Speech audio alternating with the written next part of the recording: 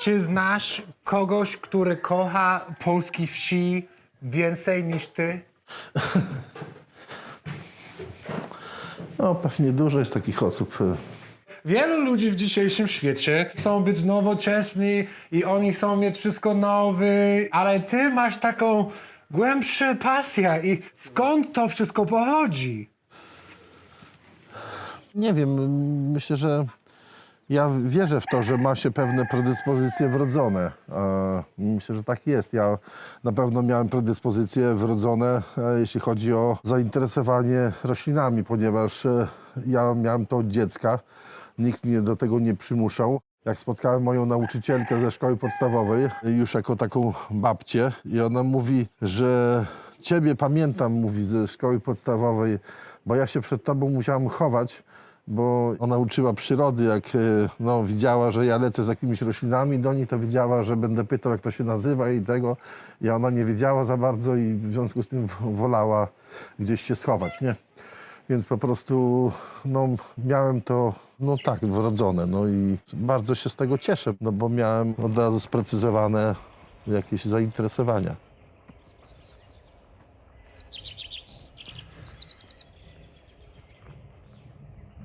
No, wróciłem. Był 3 lata od naszej ostatniej spotkania. Ja byłem pod koniec czerwca 3 lata temu i wszystko było bardzo bujny, zielony. Teraz mamy 12 maja 12 maja, tak mamy. i mamy najgorsze susze wiosenne w historii Polski. No ja myślę, że pewnie tak, bo ja z racji pracy w ogrodzie od no, wielu, wielu lat, to oczywiście no, obserwuję pogodę i ją zapamiętuję. I susze bywały już w poprzednich latach, ale taka susza, która jest od samej wiosny, że u nas tutaj na Podlasiu rozpuścił się, no było trochę śniegu, ten śnieg się rozpuścił, później no to był powiedzmy, nie wiem, początek marca czy środek marca, później w zasadzie tylko jeden taki mały deszczyk i więcej nie padało, a rośliny na wiosnę potrzebują bardzo dużo tej wilgoci, deszczu, wody, no bo budują to całe listowie i tak dalej. I tutaj szczególnie jeszcze ta susza dokucza, ponieważ my tutaj w tym rejonie mamy bardzo takie no, słabe gleby, one są przypuszczalne, one tak nie zatrzymują, nie kumulują wody, jak powiedzmy takie gleby gliniaste, czy tam jakieś czarnoziemy, jak w innych rejonach. Stąd też jakby to, jak nie pada nawet 2 tygodnie, to już jest dużo. A tutaj nie pada ponad 2 miesiące, to no, w tym okresie no, to jest dla nas bardzo uciążliwe. Czy to jest jakieś emocjonalne dla ciebie, kiedy patrzysz na to? Bardzo. To jest dla mnie w tej chwili aktualnie to chyba największe zmartwienie, można powiedzieć, jeśli chodzi w ogóle o pracę, bo codziennie wstajesz rano, znów sucho. Człowiek się jeszcze często irytuje, bo w pogodzie zapowiadają, że znów będzie fajna, ładna pogoda, ciepło, bez deszczu, że ludzie mają się cieszyć, a my, ci, którzy zajmują się rolnictwem czy ogrodnictwem, no to dla nas to jest, może być tragedia, no. W zasadzie w tej chwili jest tak, że no teraz troszeczkę popadało na szczęście, tak, i spodziewamy się deszczu. Ale normalnie to przecież my mamy przygotowane na przykład sadzonki i nie możemy ich wysadzić, bo nie możemy wysadzić w bardzo suchą glebę, bo one i tak zwiędną i nic z tej pracy nie będzie. A no, tam, gdzie mamy, jak tutaj w ogrodzie, no to jest jeszcze jakaś tam możliwość podlewania. I podlewamy, stąd też tutaj jakby tej suszy nie widać. Wydaje się, że wszystko jest ok, że jest tak zielono, ładnie. Ale tak naprawdę jak wyjdziemy na pole, to jak wyjdziemy do lasu, to widać nawet te leśne rośliny więdną. A na przykład no tutaj w lasach, tu mamy lasy takie mieszane, liściaste i iglaste. I świerki, które są bardzo wrażliwe na suszę w zasadzie, usychają bardzo masowo, nawet tutaj na naszym terenie też. To tragedia. Można powiedzieć, że tak, że to już jest tragedia. No. W tym naszym dziale przecież zielarskim też wielu rolników dzwoni do mnie i mówi, nie wiedzą, czy siać te rośliny jeszcze raz, bo nie powschodziły, bo było sucho, bo nie padało i tak dalej. No jest dylemat, czy one jeszcze teraz posiane drugi raz, czy one wyrosną, czy nie wyrosną, czy będzie jakiś plon.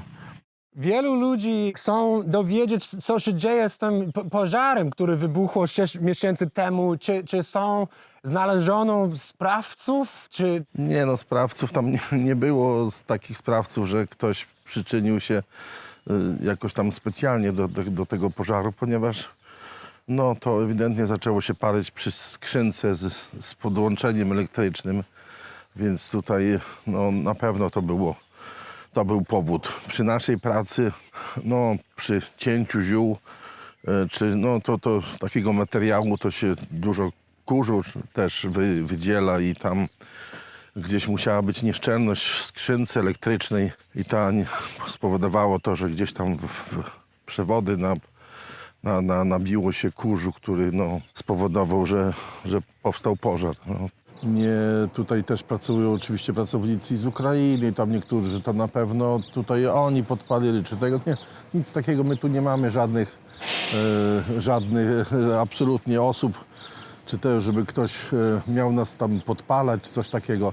A w związku z tym, że było to w nocy, ponieważ myśmy ten pożar zauważyli o 1:00 w nocy, no to był czas, żeby ten pożar się rozpalił. Gdyby to było w czasie pracy, nie byłoby problemu, bo byśmy to ugasili na pewno. Obudził nas stróż, nie? I no, że jest pożar. No ale to jak w tym momencie, gdy już ogień jest, trochę go widać nad dachem, to nie ma takiej metody, żeby to zatrzymać. Więc po prostu czekało się na straż pożarną i tyle. Tu jest oczywiście ta straż w ciągu tam gdzieś 15-20 minut przyjechała. No i strażacy, tu szczególnie Ochotnicza Straż Pożarna, no tutaj dzielnie to gasiła, to tam chodzili ci strażacy, no wiadomo to dym, więc kaszlali, a część z tych strażaków to nasi pracownicy, nie? Ale też sąsiedni, tutaj nawet wójt naszej gminy jest strażakiem i osobiście tutaj był na akcji tej gaśniczej, więc to takie, no generalnie no, wszyscy bardzo nam no, chcieli pomagać, dzwonili, w czym pomóc, co tego, nie. No, było bardzo takie budujące, no. Bo tak normalnie pracując, to tam gdzieś ci klienci są tacy incognito, my w większości ich nie znamy, nie wiemy, kto to jest, nie? W ogóle, że może ktoś tylko kupuje coś, ale tam nie zależy mu, kto to wyprodukował, coś takiego. A to okazuje się, że to tak nie jest, że są ludzie, mnóstwo takich ludzi, którzy się utożsamiają z firmą, którzy obserwują, jak się rozwijasz, co się z tobą dzieje, czy tego. I ta sytuacja taka to później właśnie pokazała, jak, no tak naprawdę, jak dużo mamy takich, no śmiem powiedzieć, przyjaciół, nie?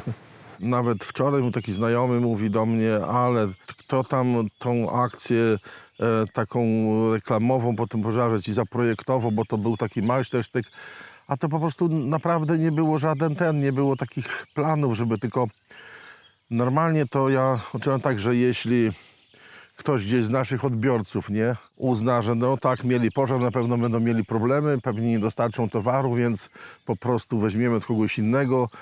I ja chciałem generalnie temu zapobiec, nie, żeby powiedzieć, że no będziemy pracować nadal, będziemy tego, tylko po prostu nie rezygnujcie z naszych dostaw czy tego. I to był taki tego typu zamysł, żeby ludziom powiedzieć, że jest naszym kontrahentem, że jest wszystko okej, że po prostu będziemy sobie radzić. Ale ten oddźwięk był absolutnie dużo większy niż w ogóle, no nawet trudno powiedzieć, niż myśmy się mogli spodziewać. I ja osobiście, naprawdę dla mnie to było coś niezwykłego, bo naprawdę ludzie że dużo mamy takich osób nam życzliwych, można być przyjaciół, nie? A no to była bardzo, bardzo duża skala. No. Myśmy nie mogli się wyrobić z tym pakowaniem. Powstał problem, że nie pracowaliśmy wieczorami na nocne zmiany i kelnerzy pakowali i wszyscy pakowali takie zamówienia drobne do samych świąt w zasadzie Bożego Narodzenia. To nam faktycznie, a szczególnie właśnie dla mojej załogi to było bardzo ważne, bo oni jakby wierzyli w to, że wszystko będzie dobrze, bo firma pracuje, ponieważ jak ja po pożarze, to był sobota, poniedziałek przyszli pracownicy, którzy pracowali no, w tym akurat dziale, w tych budynkach i no, autentycznie kilka osób stanęło i mówiło, no szefie, czy my nadal będziemy pracować, czy nie. No? Ale nikt nie tracił pracy. Nie. Przypominajmy, dzisiaj jest 12 maja i teraz jest początku ogród botaniczny, tak? Tak, to jest jakby no, początek. Tutaj rośliny, niektóre już nawet kwitną, niektóre nawet są takie gatunki, które przekwitły, ale mimo wszystko to są nieliczne gatunki. Większość to dopiero nasadzamy, czy no, oczyszczamy z chwastów.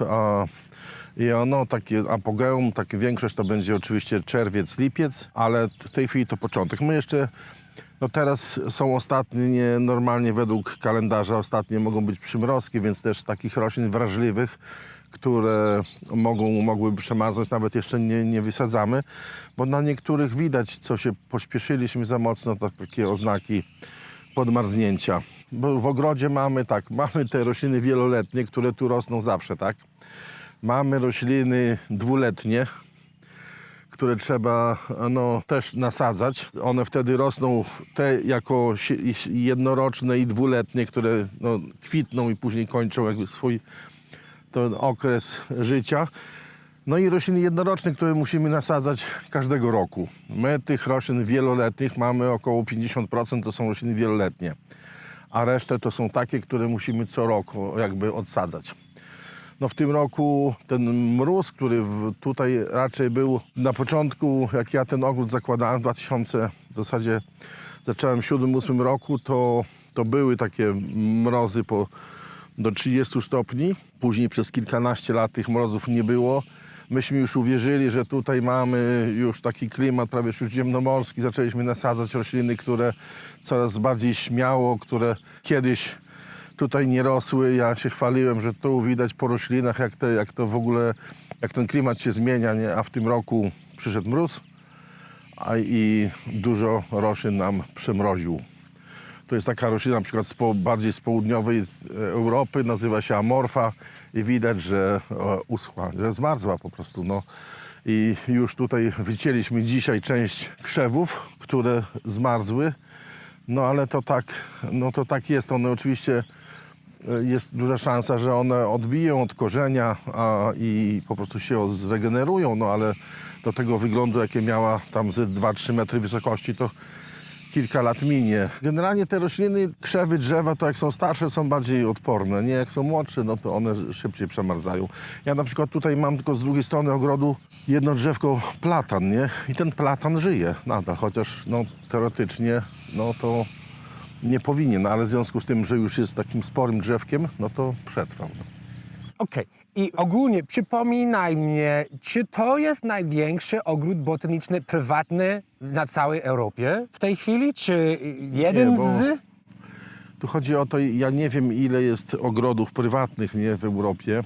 No na pewno takie ogrody są, natomiast myślę, że tak faktycznie jest, że ten ogród jest największym zbiorem roślin użytkowych. Czyli takich, które no, do czegoś człowiek wykorzystywał i w jakimś tam lecznictwie, i w magii, i w jakichś tam i do innych celów. Nie jest to ogród największy jako ogród, to byłoby no, niepoważne tak mówić, ponieważ są ogrody, które są wielokrotnie większe terytorialnie i czy mają dużo więcej gatunków zgromadzonych, ale u nas na pewno jest najwięcej tych roślin takich zielarskich. No. A to jest ważne dla ciebie, bo... Nie sadzę tego dlatego, żeby być największym ogrodem czy tego, nie. Po prostu, ale jakoś tam gdzieś tyle głowy i satysfakcję mam oczywiście, nie? Bo jak zwiedza się ogrody takie botaniczne typowe, to bardzo często jest tam dział zielarski, do którego zawsze idę pierwsze, ale to najczęściej, bo są to roślinki niechętnie sadzone w ogrodach, bo one są, jak mówię, trzeba je co roku prawie odsadzać, więc jest przy tym dużo pracy. A teraz z tą pracą, wiadomo, nikt nie chce pracować ręcznie w ogrodnictwie za bardzo, więc no, ogrody mają no, duży problem z pielęgnowaniem tych roślin. Na takim polu dużym, gdzie są łany takie jednej rośliny, to rolnicy mechanizują te uprawy, czy tam stosują jakieś herbicydy, żeby pozbyć się roślin niepotrzebnych. A przy tego typu nasadzeniach w ogrodach botanicznych jest to bardzo trudne, wręcz niemożliwe, ponieważ no, to są skraweczki tych roślin i no, nie są opracowane za bardzo środki do ochrony takiej chemicznej. No więc jest to dużo pracy, no szczególnie mówię w tego typu ogrodach ziołowych. Stąd też w większości są to jakieś tam niewielkie takie części ogrodu, a u nas cały ogród poświęcony jest właśnie ziołom. Podejdziemy, bo tutaj kazałem pracownicom, jak jest niepogoda, oczyszczać multiplaty, co będą wysadzane i muszę im powiedzieć, no, co mają robić dokładnie. Tu jest bardzo wiele roślin i one są nietypowe. To są takie rośliny, których one mogły wcześniej w ogóle nie widzieć, nie? I nie wiedzą, co jest chwastem, a co jest rośliną, nie? Właściwą. No. To są głównie malwy, tak? Zaraz zobaczymy, co tutaj jest, nie? Tutaj to jest ta roślinka taka nie? O. Do koniuszynki podobne. Tak, nie? Tam się wyżyna, nie? To tylko to ma zostać. I we wszystkich jest podobnie. Tutaj tagetes. Tutaj to samo. Tu pisze kwiściąg. A tutaj to są aksamitka. A to ta aksamitka to tylko tutaj to jakaś stare nasiona chyba były. A to są rośliny do ogród botaniczny, czy do polu, czy Różnie. do mieszanka? I do ogród, i do pola. O, jeden osoba w internecie poprosił, żebym zapytał, kiedy będziecie sprzedać rośliny przez internet. To będziemy. To dobrze, że mi przypomniałeś o tym. Będziemy teraz przy tego. No, tak, będziemy. Słuchajcie, to trzeba oczyścić, te multiplaty. Ale tutaj ta szałwia, to trzeba ją po tego i tutaj, bo będziemy sadzić między rzędziami coś tutaj, nie? Pewnie gąfrenę porządku, nie? Posadzimy. Dobra. Tylko gąfrena jest chyba w tym, tamtym, nie? Ale tu i tak trzeba to odświeżyć wszystko, nie? W tej chwili to jest około 2,5 tysiąca gatunków. W tym roku będzie nowych około 500 nowych gatunków. Ale po co? 2000 już to nie było wystarczy dla ciebie? Trzeba mieć kolejne 500? To są gatunki ciekawe z różnego punktu widzenia, nie? I to chcemy po prostu pokazywać ludziom, co jest z tej flory takie ciekawe, co gdzieś tam służy ludziom do czegoś. Może powiem taki przykład. No, jedno z takich roślin, które występowało kiedyś w tym rejonie, no ale to tylko znam z literatury, to taka roślina po łacinie, bo polska nazwa tak trochę Ostericum palustre, polska nazwa to starodób łąkowy. I ta roślina praktycznie była niedawno do nieznalezienia, nie, że trudno było ją w ogóle na tych stanowiskach, gdzie naturalnie występowała. No zdecydowanie w większości wyginęła. Ja dostałem jakieś drodze wymiany 2 nasionka tej rośliny, no i teraz mam tysiące tych sadzonek. Przez kilka lat namnożyłem i dzielę się z innymi ogrodami, gdzie tylko mogę, to próbuję propagować, że weźcie, posadźcie u siebie, bo to jest nasza rola ogrodów botanicznych, żeby właśnie te gatunki zagrożone, żeby one rosły w jak największej ilości miejsc na wszelki wypadek. No bo rośliny mają dość duży potencjał takiego rozsiewania się, bo to jedna roślina najczęściej daje tysiące nasion, także można szybko te rośliny zregenerować. Tutaj są takie rośliny, które są, można powiedzieć, dla tego rejonu endemiczne, ale i zagrożone, dlatego że bardzo była duża eksploatacja tych roślin typu turówka leśna, czyli żubrówka tak zwana.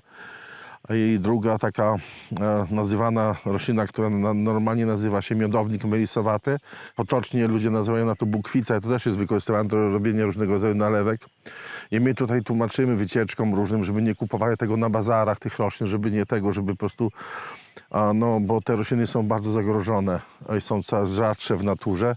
My je też oczywiście próbujemy opracowywać metody uprawy tych roślin, żeby później podsadzać w lesie, tam gdzie one kiedyś rosły naturalnie w dużych ilościach, żeby po prostu jakby te stanowiska, gdzie kiedyś były dużo ich, ale zostały przez człowieka powyrywane, żeby z powrotem to tak samo było jak kiedyś. Nie?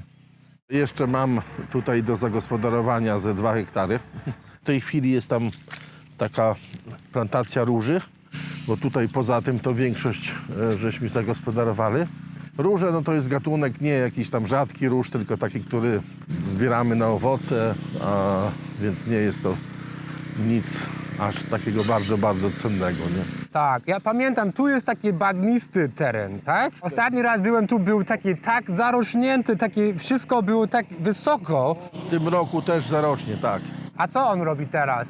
Miesza, jakby przygotowuje, spulchnia glebę, żeby posadzić tutaj, tu będzie rosła pokrzywa taka, takie gatunki, wszystkie, kilka gatunków pokrzywy, co przywieziona gdzieś nad Bajkału i pokrzywa taka kuleczkowata, która wygląda, ma takie nasiona w postaci takich orzeszków okrągłych, wygląda nawet taka bardzo ozdobnie. Te pokrzywy, one są bardziej pieczące niż te nasze gatunki, no i chcemy je tutaj przedstawić w tym miejscu. O, to jest porównanie, jak wygląda tamta nasza pokrzywa, tak? Ta pokrzywa zwyczajna, tamta, tak?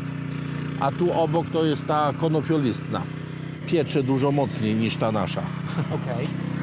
Więc przez najbliższe kilka tygodni ludzie będą tu... No, więc jak transformować taką teren Kilka do tygodni to ładnej... nie, to jak my to robimy?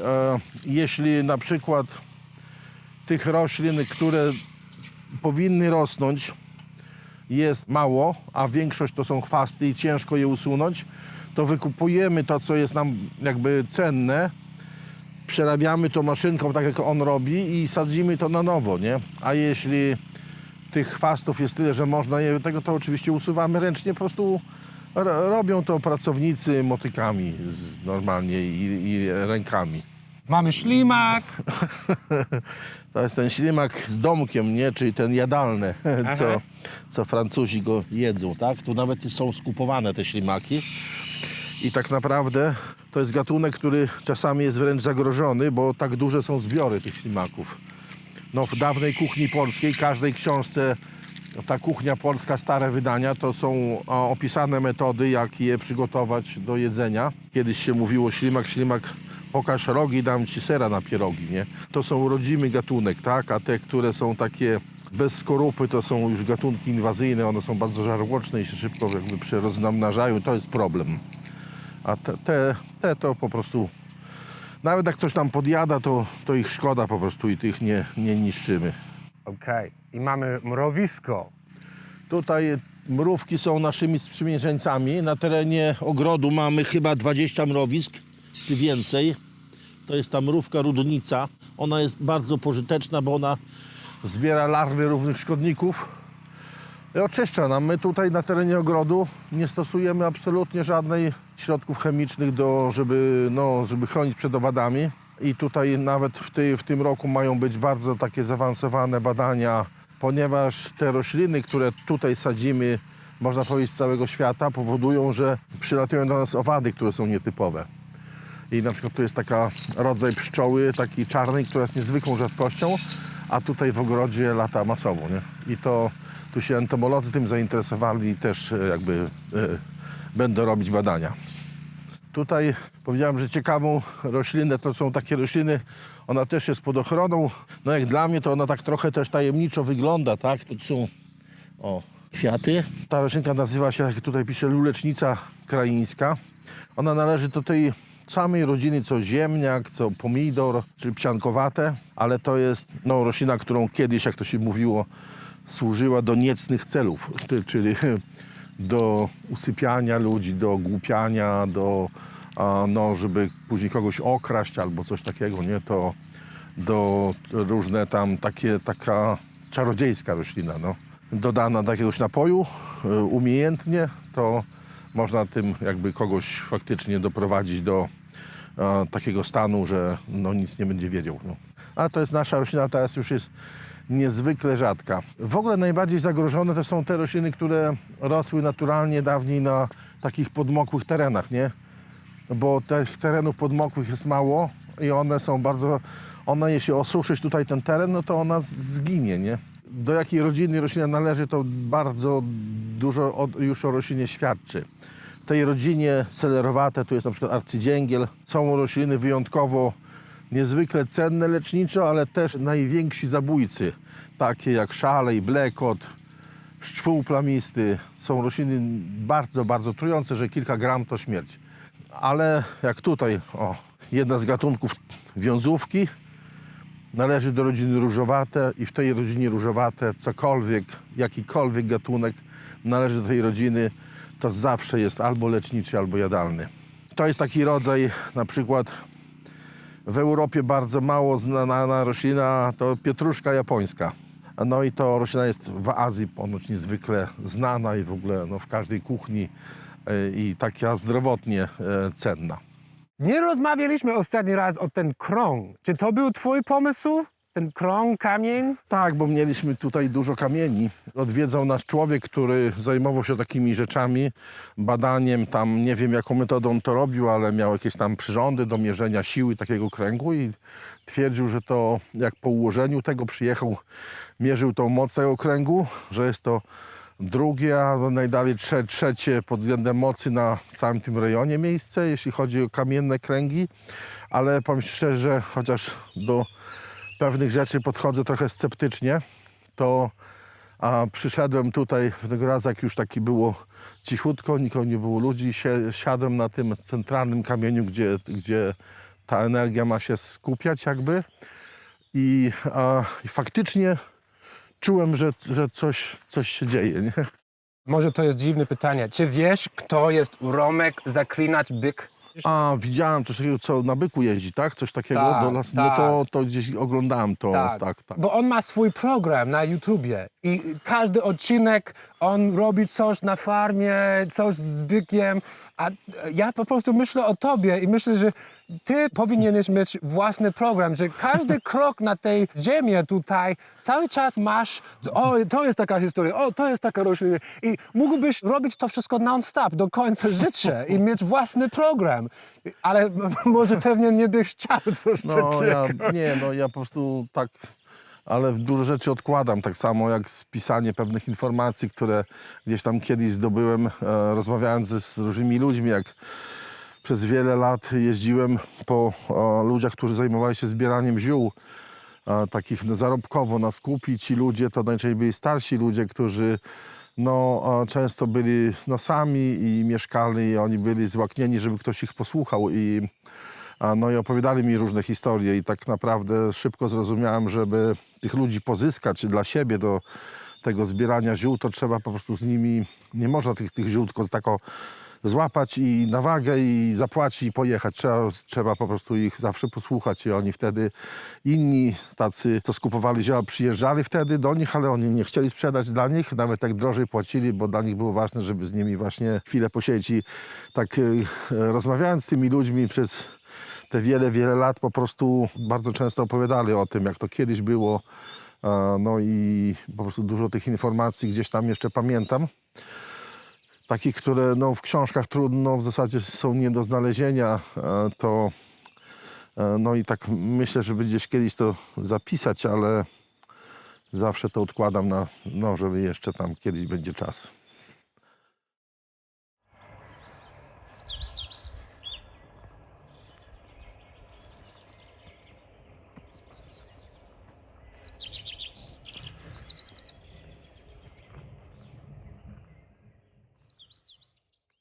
Mirek, bardzo dziękuję za kolejne spotkanie. Mam nadzieję, że będzie wiele więcej i powodzenia w tym roku.